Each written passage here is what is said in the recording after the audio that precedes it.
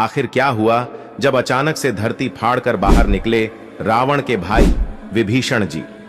जी हां दोस्तों, यह घटना अयोध्या नगरी की है जो हाल फिलहाल ही हुई है।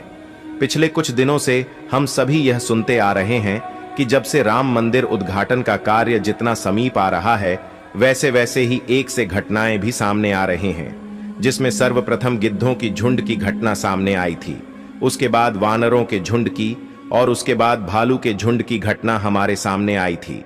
परंतु अब जो घटना सामने आई है वह बहुत ही अविश्वसनीय है, क्योंकि 8 चिरंजीवियों में से एक चिरंजीवी रावण के सगे भाई विभीषण जी अयोध्या में प्रकट हो चुके हैं। इसके बाद लोगों के मन में शंकाएं पैदा हो रही हैं कि यह क्या हो रहा है और आखिर यह कैसे हुआ। यह विचार सभी के मन में आ रहे हैं।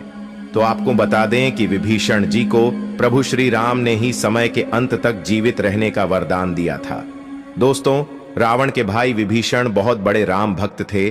जिस प्रकार से हनुमान जी, जामवंत जी, सुग्रीव और अन्य बहुत से लोग जो राम जी के बहुत बड़े भक्त थे, उनमें से एक हैं विभीषण।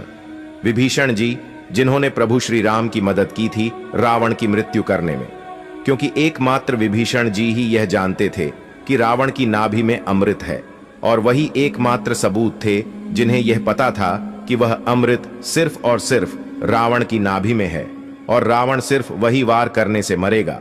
अगर विभीषण जी उस वक्त श्री राम का साथ नहीं देते तो हो सकता था आज रामायण का इतिहास कुछ और होता। दोस्तों, महर्षि विश्रवा को असुर कन्या कैकसी के संयोग से 3 पुत्र हुए, जो कि रावण, कुंभकर्ण और विभीषण थे। विभीषण विश्रवा के सबसे छोटे पुत्र थे। विभीषण बचपन से ही धर्मपरायण और भगवान का भक्त था।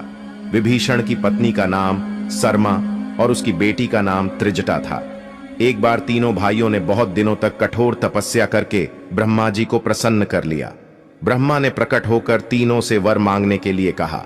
रावण ने अपने महत्वाकांक्षी स्वभाव के अनुसार ब्रह्मा जी से त्रैलोक्य विजयी होने का वरदान मांगा। कुंभकर्ण ने इंद्रासन की जगह गलती से निंद्रासन मांग लिया, इसलिए वह वर्ष में बस 1 दिन के लिए ही जागता था। अंत में विभीषण ने उनसे भगवत भक्ति की याचना की। तपस्या से लौटने के बाद रावण ने अपने सौतेले भाई कुबेर से सोने की लंकापुरी को छीनकर उसे अपनी राजधानी बनाया और ब्रह्मा के वरदान के प्रभाव से त्रैलोक्य विजयी बना। विभीषण भी रावण के साथ लंका में रहने लगे। रावण ने जब सीता जी का हरण किया, तब विभीषण पराई स्त्री के हरण को महापाप बताते हुए सीता जी को श्री राम को लौटा देने की सलाह देकर हमेशा धर्म की शिक्षा देता था, लेकिन रावण उसकी एक नहीं सुनता था। अंत में रावण ने उसे लंका से निकाल दिया। दोस्तों, जब हनुमान जी सीता की खोज करते हुए लंका में आए, उन्होंने श्री राम नाम से अंकित विभीषण का घर देखा। घर के चारों ओर तुलसी के वृक्ष लगे हुए थे। सूर्योदय के पूर्व का समय था। उसी समय श्री राम नाम का स्मरण करते हुए विभीषण जी की निद्रा भंग हुई। राक्षसों के नगर में श्री राम भक्त को देखकर हनुमान जी को आश्चर्य हुआ। 2 राम भक्तों का परस्पर मिलन हुआ। हनुमान जी ने उनसे पता पूछकर अशोक वाटिका में माता सीता का दर्शन किया। जब हनुमान जी लंका का दहन कर रहे थे, तब उन्होंने अशोक वाटिका को इसलिए नहीं जलाया क्योंकि वहां सीता जी को रखा गया था। दूसरी ओर उन्होंने विभीषण का भवन इसलिए नहीं जलाया क्योंकि विभीषण के भवन के द्वार पर तुलसी का पौधा लगा था। भगवान विष्णु का पावन चिन्ह शंख, चक्र और गदा भी बना हुआ था। सबसे सुखद तो यह कि उनके घर के ऊपर राम नाम अंकित था। यह देखकर हनुमान जी ने उनके भवन और मंदिर को नहीं जलाया। रावण के निकाले जाने के बाद विभीषण के पास और कोई चारा नहीं था। वे प्रभु श्री राम की शरण में चले गए। वे चाहते थे कि निर्दोष लंकावासी न मारे जाएं और लंका में न्याय का राज्य स्थापित हो। विभीषण के शरण याचना करने पर सुग्रीव ने श्री राम से उसे शत्रु का भाई व दुष्ट बताकर उनके प्रति आशंका प्रकट की और उसे पकड़कर दंड देने का सुझाव दिया। हनुमान जी ने उन्हें दुष्ट की बजाय शिष्ट बताकर शरणागति देने की वकालत की। इस पर श्री राम जी ने विभीषण को शरणागति न देने के सुग्रीव के प्रस्ताव को अनुचित बताया और हनुमान जी से कहा कि आपका विभीषण को शरण देना तो ठीक है, किंतु उसे शिष्ट समझना ठीक नहीं है। इस पर श्री हनुमान जी ने कहा कि तुम लोग विभीषण को ही देखकर अपना विचार प्रकट कर रहे हो, मेरी ओर से भी तो देखो मैं क्यों और क्या चाहता हूं।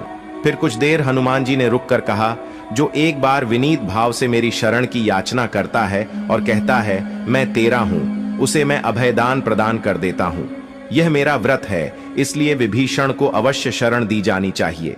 दोस्तों, विभीषण का एक गुप्तचर था जिसका नाम अनल था। उसने पक्षी का रूप धारण कर लंका जाकर रावण की रक्षा व्यवस्था तथा सैन्य शक्ति का पता लगाया और इसकी सूचना भगवान श्री राम को दी थी। विभीषण ने ही राम को कुंभकर्ण, मेघनाद और रावण की मृत्यु का रहस्य बताया था। भगवान श्री राम ने विभीषण को लंका का नरेश बनाया और अजर अमर होने का वरदान दिया। विभीषण जी सप्त चिरंजीवियों में एक हैं और अभी तक विद्यमान हैं। विभीषण को भी हनुमान जी की तरह चिरंजीवी होने का वरदान मिला है। वे भी आज सशरीर जीवित हैं। इंद्रादि देवताओं के बाद धरती पर सर्वप्रथम विभीषण ने ही हनुमान जी की शरण लेकर उनकी स्तुति की थी।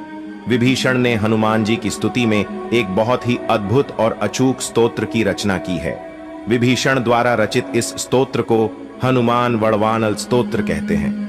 हनुमान जी ने सबसे पहले सुग्रीव को बाली से बचाया और सुग्रीव को श्री राम से मिलाया। फिर उन्होंने विभीषण को रावण से बचाया और उनको राम से मिलाया। हनुमान जी की कृपा से ही दोनों को ही भयमुक्त जीवन और राजपद मिला। इसी तरह हनुमान जी ने अपने जीवन में कई राक्षसों और साधु संतों को भयमुक्त और जीवन मुक्त किया है। जैसे जैसे प्राण प्रतिष्ठा की तारीख नजदीक आ रही है, वैसे वैसे अयोध्या में चमत्कार पर चमत्कार हो रहे हैं। कई लोगों का तो यह भी कहना है कि भगवान श्री राम के स्वागत के लिए उनके सभी साथी आ रहे हैं। लेकिन आज के वीडियो में वह सभी चमत्कार के बारे में बात करेंगे जिसे देखकर वैज्ञानिक भी हैरान हो गए हैं। मंदिर निर्माण के दौरान हुए चमत्कारों को सुनकर आप भी चौंक जाएंगे। दोस्तों, भारत के इतिहास में 22 जनवरी 2024 का दिन सुनहरे अक्षरों में दर्ज किया जाएगा। यह पल सभी के लिए बहुत ही खास और ऐतिहासिक होने वाला है। सभी राम भक्त इस ऐतिहासिक पल के साक्षी बनेंगे। मीर बाकी के मस्जिद बनाने के 330 साल बाद 1858 में बाबरी मस्जिद परिसर में हवन पूजन करने को लेकर एक FIR दर्ज हुई थी। धीरे धीरे 1885 में पहली बार यह मामला अदालत में पहुंचा। धीरे धीरे बात इतनी बढ़ गई कि सन 1992 को गुस्साए लोगों ने बाबरी मस्जिद को गिरा दिया।